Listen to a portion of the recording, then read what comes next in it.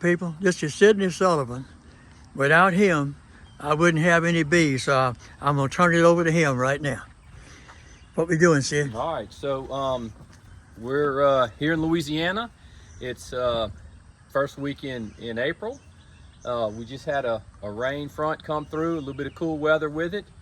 We're gonna go out and check Mr. Sammy's bees, and we're gonna see what we have.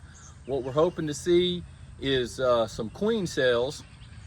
The hive tends to reproduce by forming queen cells. The mother queen or older queen will leave the hive, and she'll leave it behind for the younger queen to take over. So right now we're hoping to go in there and at least examine the hive, make a split possibly, which will be splitting the hive into two, and if we find some queen cells, we may be able to split into more than just two hives.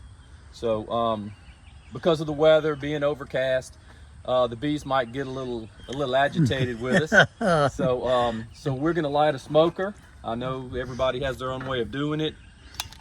I just use a little MAP gas, stuff a little combustible material in there, and I just heat it from the outside. We'll start to see smoke coming out.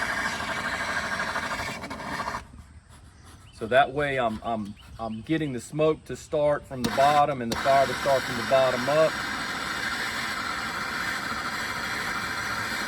Boy, did that smoke, did you look at that thing? And that's it. I've never had a smoke like that, Sidney.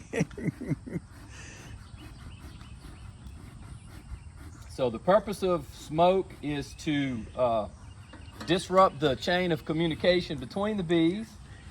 It also causes them to want to engorge on honey, and it calms them down. So we'll show you a little bit of that in a minute, but that's it, and we'll go take a look at the hive.